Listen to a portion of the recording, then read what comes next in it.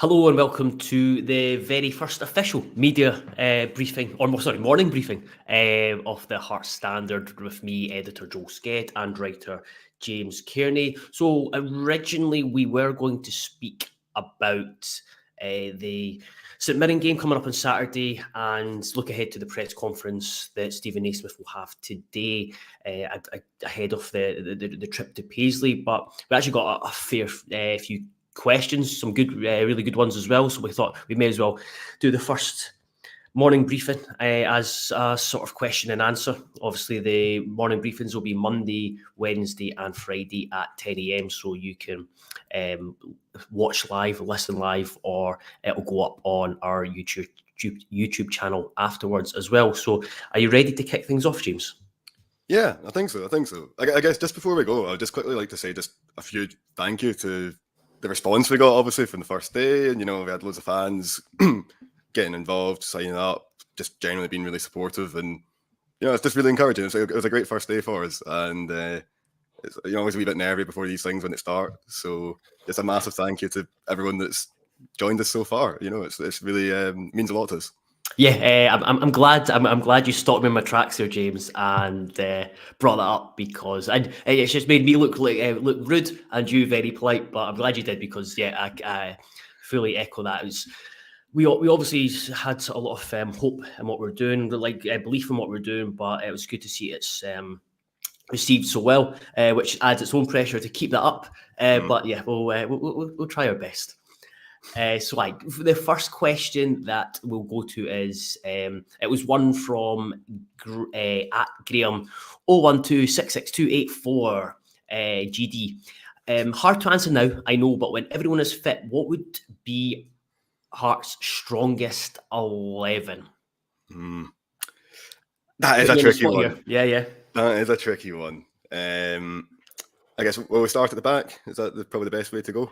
Yeah, so when I thought about it, is you obviously, I think when everyone's fit, you put Craig Halkett in there and then kind of build from there. We'll leave the goalkeeper to the end because there's another question that kind of relates to that. So you put Craig Halkett in there and you're thinking, do we go with three at the back? But I don't think I have the wing backs to perhaps play that system effectively. So it was a case of Craig Halkett and then build from there.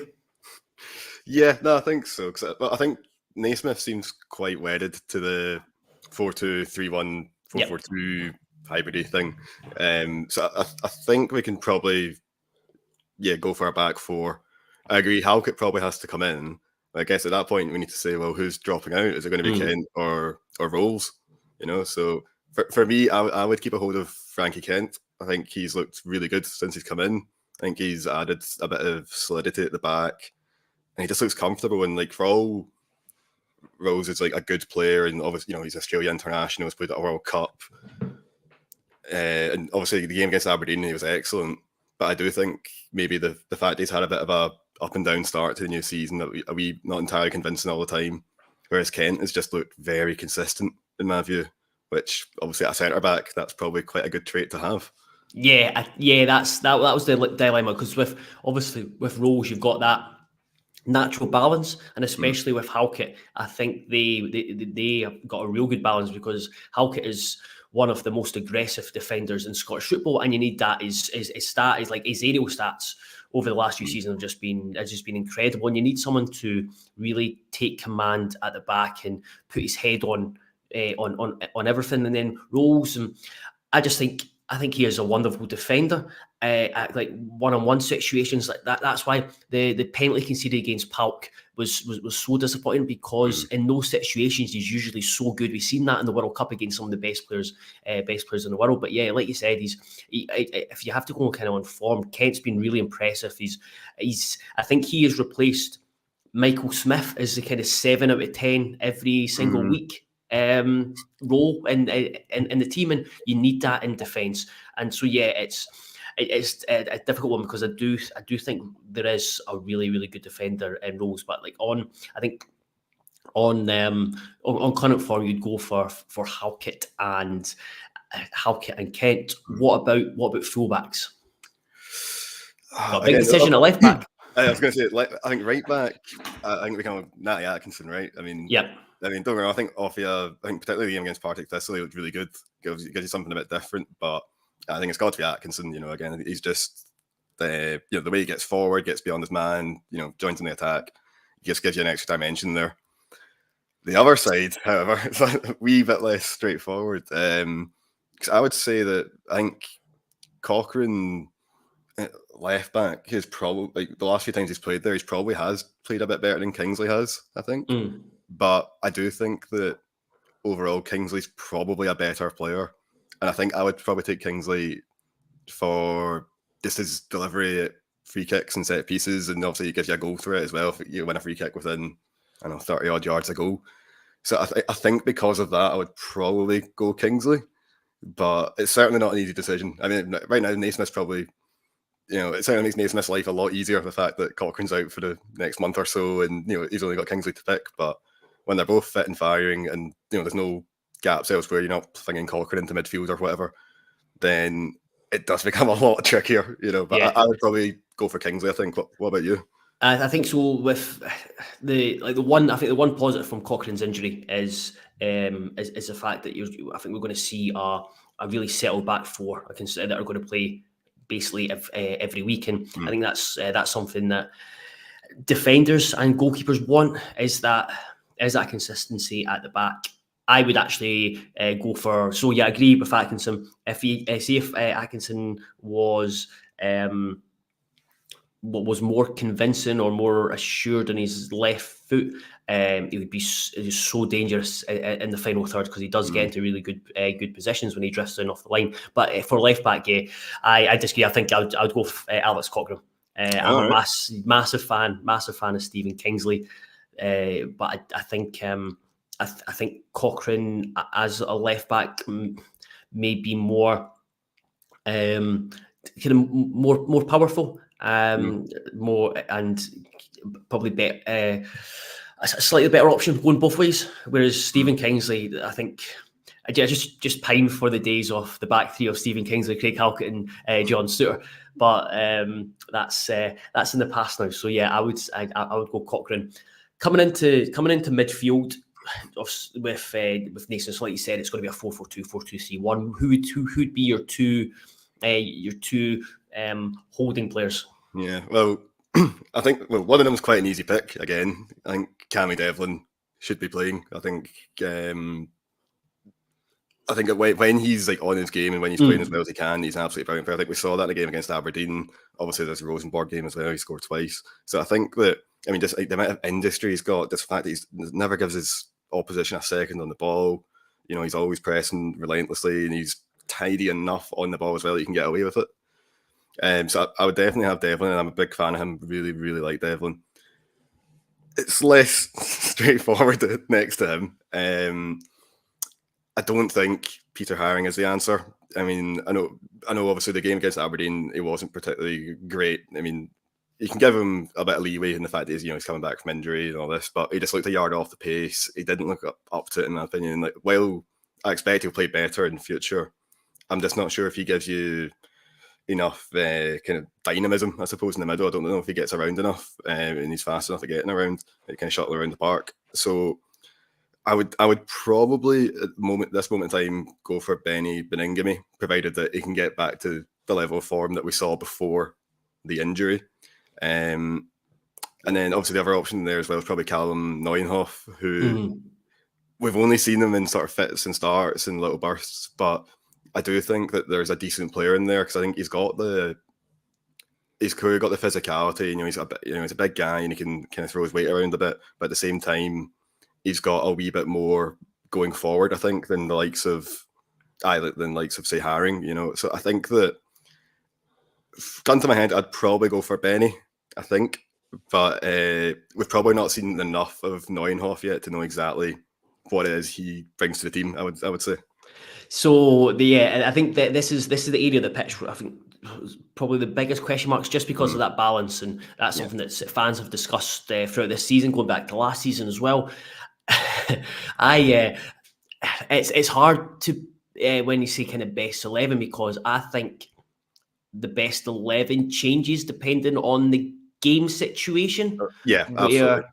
Where you, for example, if you're at home and you're going to have a lot of the ball, you don't want kind of two holding players or two sitters. You want someone who is a bit more direct. And I think that's what Nieuwenhof's going to bring the team, having watched what he did in the A-League and just looking at where he played beside Morgan Schneider, and he was the one driving forward. And I think sometimes that's what's been missing from the Hearts midfield is a player picking up the ball and going from A to B, or just being a bit more direct. And hopefully we'll get to see that from the Aussie and in the coming games, coming weeks, coming months. And so I think certainly he would have a role in a lot of games. Like you said, Devlin is there's games where in Scottish football you need Cammy Devlin, because I look at this performance against Aberdeen.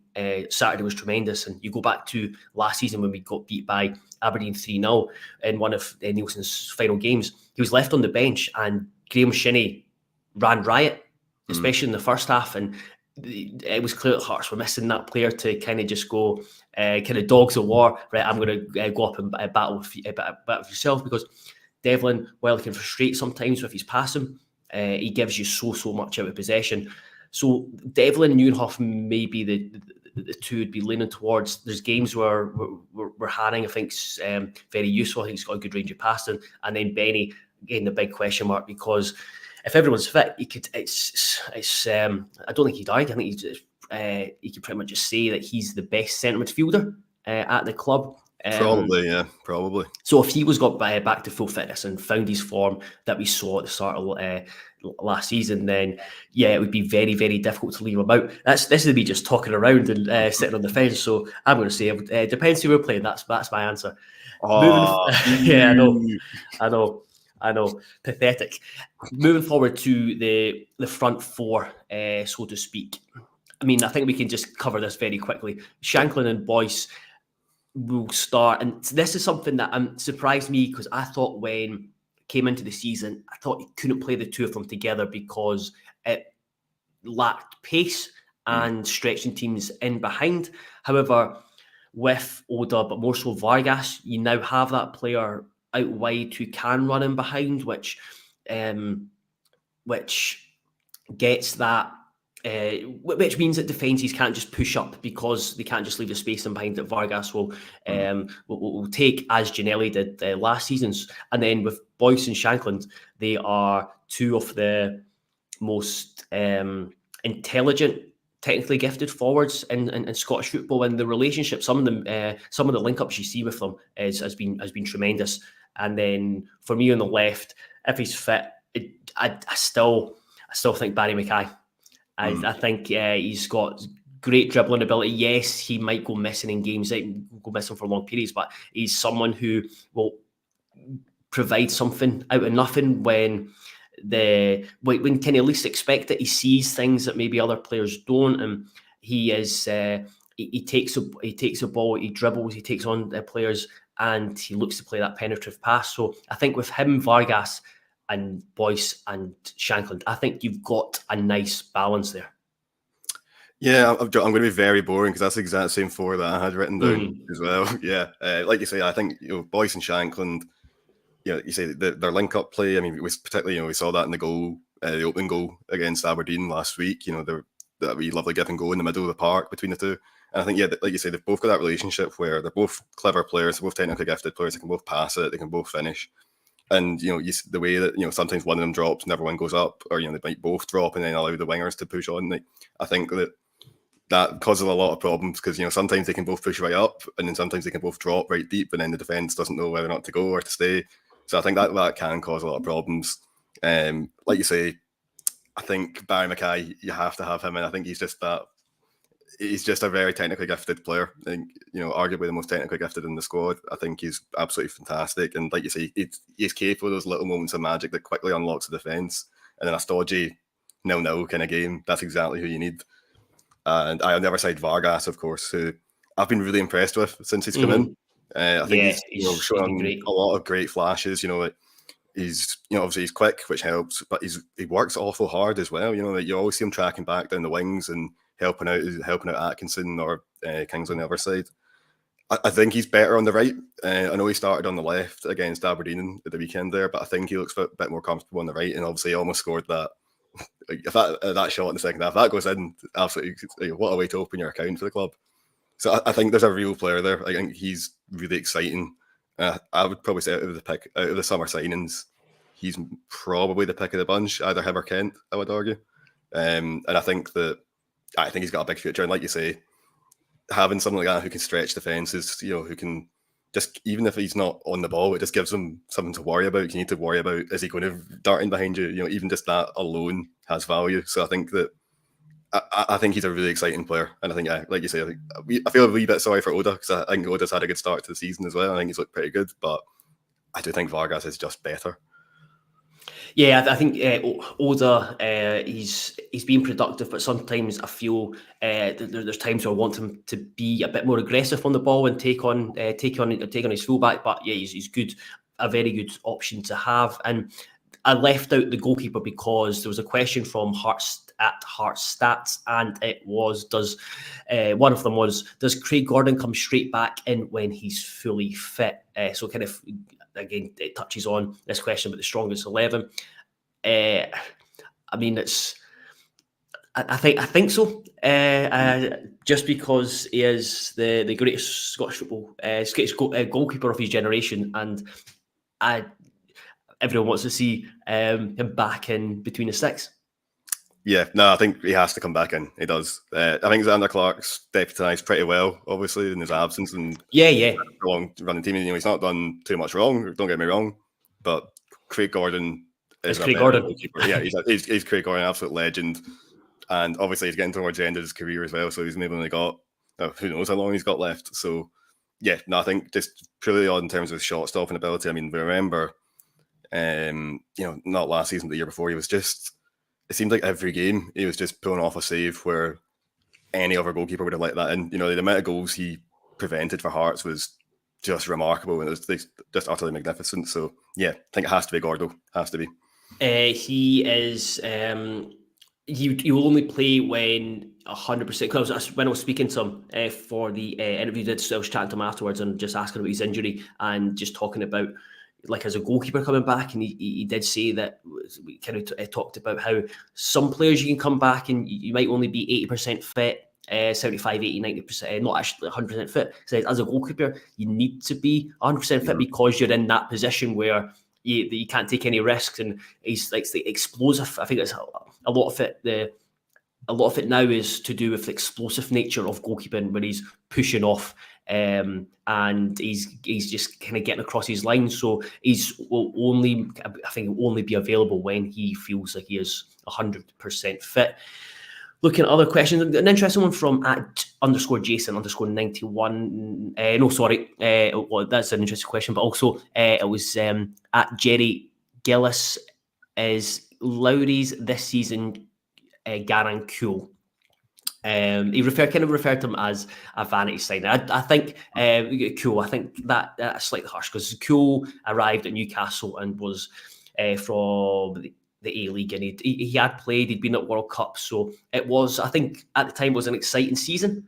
An exciting signing for him coming in during the season. That there's this player that was really, really highly thought of, and it simply just didn't work out. Especially more so because the team hit a period where it was really difficult. Obviously, it started against Rangers in the Cinemas Field. That didn't go well, and I did feel sorry for him. As for Lowry, I think they're in different. I think it's different situations because Lowry has played for Rangers, and he knows the league more. And I think it's his next step was playing in the Premiership regularly as a loan signing. And again, was pretty excited with the bringing him in from Rangers, because we've seen it in flashes. There's a very talented player there. No, definitely, I think so. Like, I think with both Kual and Lowry, they're both exciting young players, and I think that from a Hearts perspective, if you're offered either of those players on loan and you can afford it, you take it, because these are two guys who are clearly talented, who just obviously raw, but you can see the ability that they do possess, and it's maybe just kind of coaxing that out of them. So I think for both of them, you can see absolutely why they were signed. Okay, yeah, cool. There's no doubt about it. It didn't work out. It wasn't a great signing. They never really got going. And I would hope that the same doesn't happen to Alex Lowry, because I think that, like you kind of touched on there, but he has shown little flashes. I mean, particularly that first game of the season against St Johnstone, where the team were toiling. They weren't making too many chances, and he came on and changed the game. He did. He was absolutely fantastic that day. And okay, fair enough. Since then, there's not been a lot going on. But I think that what we've seen so far with Lowry is that I think he's better, or he's more effective out on the left. I think essentially he's maybe a wee bit too lightweight, and I think he maybe gets crowded out and struggles with that. But I think out on the left, he gets a little bit of space and can kind of do the Barry Mackay role, but just not quite as good. And I think that's why he's been brought in. I think he's basically been brought in to be effectively an understudy to Mackay. I think I still think he'll turn out to be a decent enough signing for Hearts. I do. I think that, like you say, there's little qualities there that you can see. The important thing to remember is about both these guys, they're both teenagers. They're young and they're going to make mistakes, and that happens, and that's fine. But don't get me wrong. I think Lowry, I'd have liked to have seen a wee bit more from him at this stage. And certainly after the St Johnstone game, I was really excited, thinking, "Oh, brilliant! This guy's going to make a real impact here," which is great because you want to see young Scottish players doing well. But I do think that he definitely needs to kick on a wee bit, and I think that he could find game time a little bit hard to come by now, because, like I say, I don't think he's quite physical enough to play at the number 10 row or through the middle, which only really leaves him then playing left wing, where he's got, kind of Vargas was playing there the weekend. Obviously, Barry Mackay will come back from injury at some point, so he could find himself second or third in the pecking order, and it might just be the odd game here and there. So I guess time will tell, but I do think that Hearts were right to sign both of those players on loan. I don't think that was a mistake. And okay, we can see after the fact and go, okay, that didn't work out. But I think if you're offered players with that quality on loan just to flesh out the squad, I think you've got to take it. I think you do. It's one where, like you said, he said his age. He turned 20 a couple of months ago. But he is. It's one thing that it's always reluctant to do now is write off players too quickly, or judge players too quickly, especially players with his age, and he's played B-team football, and he has played for Rangers, but not massive amounts of minutes. So it's still a new environment to him. It's still new. There's extra demands as well, because you have to be maybe in like B-team games.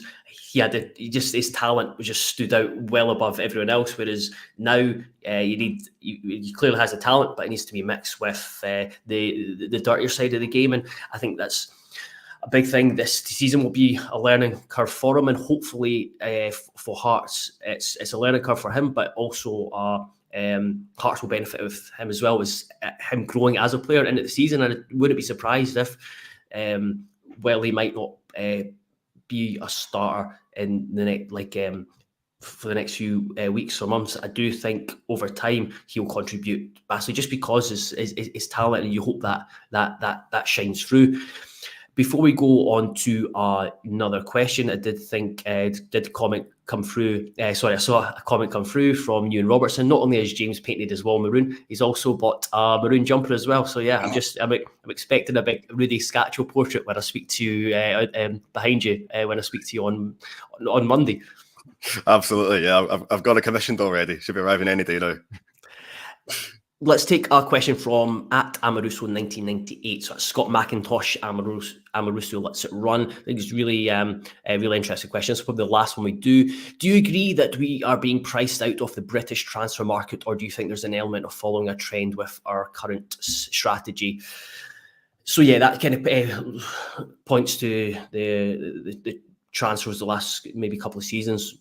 Hearts have obviously looked to different markets. The A-League looked into Japan, And I know that the South American or Central American, because with Vargas coming from Costa Rica, is a market that Hearts want to tap into. And I think it's, for me, I think it's a balancing act. I think you shop where there is value for money. I do think that I think it's clear, like looking at the players Hearts have largely signed, there is a strategy there in terms of bringing in players who are young, who are have specific kind of physical qualities, and whether it's you're I feel like you're quick and dynamic, and then also maybe players who are seen in their country as having a future in terms of being an international. So all these things that could combine to not only benefit Hearts on the pitch, but down the line with selling players on. That's not really worked yet in terms of since 2020. There's been a lot of investment in players. There's been a lot of fees paid for players, not been quite not got the return maybe hoped for. But again, that's what happens when you bring young players in from abroad. It can take them time, and you need to have the right foundation for them to thrive. For me, I don't mind where we shop, but I'd quite like to see a balance between seeking these players from abroad who have potential, who have talent, but also maybe looking. Scott asked about the British market, but maybe looking within Scotland, because that's something that Hearts have done really well in the past. Well, it was under Jim Jeffries in his first spell. He did it in his second spell as well, like Kevin Kyle, but his first spell, bringing in the likes of Colin Cameron, David Weir, Neil McCann. Craig Levein did it. You look at Andy Webster in his first spell, and there is talent in Scotland, I do think. But again, it's hard to know without knowing how much these players are costing. But like with wages, it's hard to compete with what is down south for bringing players from England, especially Frankie Kent. Hearts benefited there because he was put up for sale, because I think he'd entered the last year of his contract, and Peterborough's strategy was they sell players on who won't sign a new deal. No, yeah. So I think that, and you're right, yeah, like the spending power, obviously Premier League clubs are their own thing, but even English Championship clubs these days, yeah, like, you know, if a player is excelling in Scotland, you know, an English Championship club is sniffing around, at that point, yeah, Hearts can't compete. They can't, you know, only Celtic and Rangers could within Scotland. So I think that in a sense that's kind of, I think it's the Scott's point's kind of true in that, yeah, I think that if there's a competing interest in a player from elsewhere, you know, from the English Championship or the Premier League, Hearts, there's no way they can compete. Absolutely not. It's just not going to happen. I do think that looking around at other markets is a good idea, though. I think it's just a case of, like you're saying, just working smarter. You know, it's fine. It's going to these markets where, you know, whether it be Japan or Costa Rica or Australia, where the clubs aren't able to command as big a price as other clubs would if they were in Europe or whatever. So I think that, yeah, finding value in the market is the most important thing, whether that be in Scotland, Japan, France, wherever. You know, that's by far the most important thing. And I think that Hearts will continue to do that, and I think that's a good thing. But I do agree with your point, where I think there is a lot of value, you know, to be found within Scotland, you know, even in the lower leagues as well. You know, I mean, everyone were raving about Craig Halkett, you know, that's a guy who was born and bred in the lower leagues, you know, like coming through at Livingston, and that's you know, where he got his grounding. You know, Shankland, another one who spent most of his career in playing in the Championship or League One.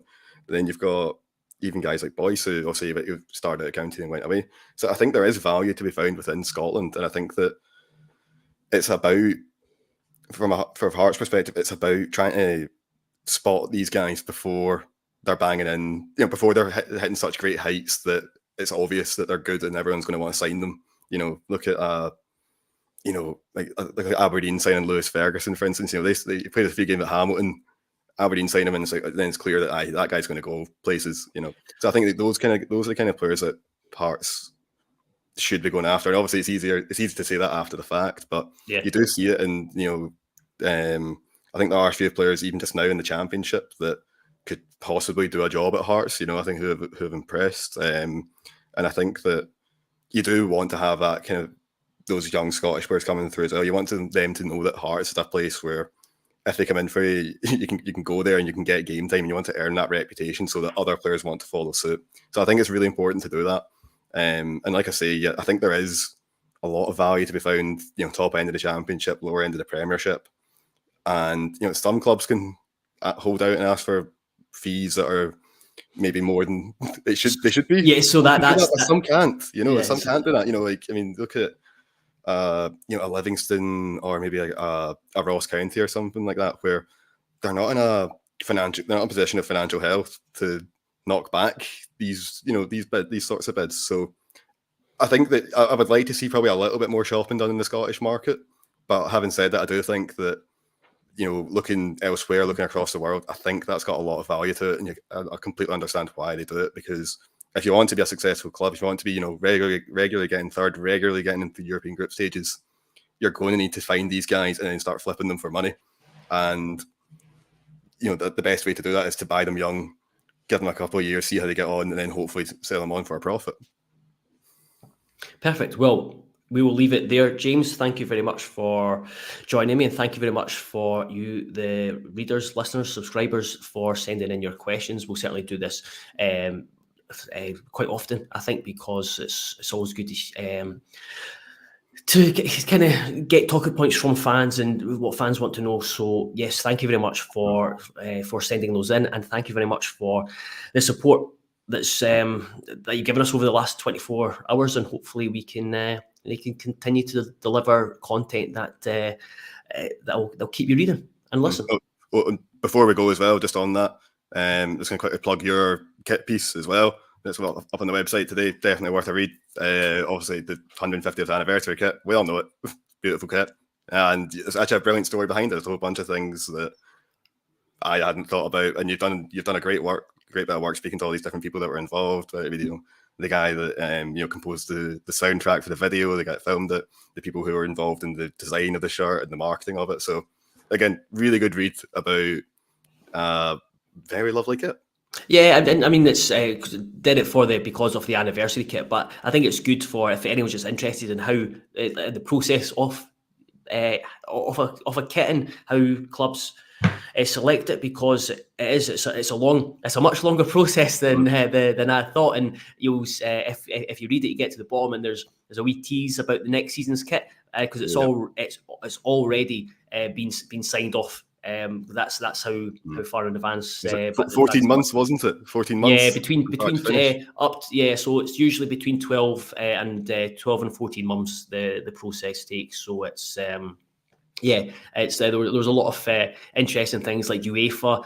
There was a bit about the because Hearts were thinking with the enlarged heart, they were just thinking of just having that. But I think there's stipulations within the SPFL as well that you need to have your club crest as well, so that had to be incorporated in the badge. And it's a lot of interesting little details I had no idea about, and that's kind of why I wanted to do it about the anniversary kit, but also about kits in general, how they come into being. So check that out if kits are your thing.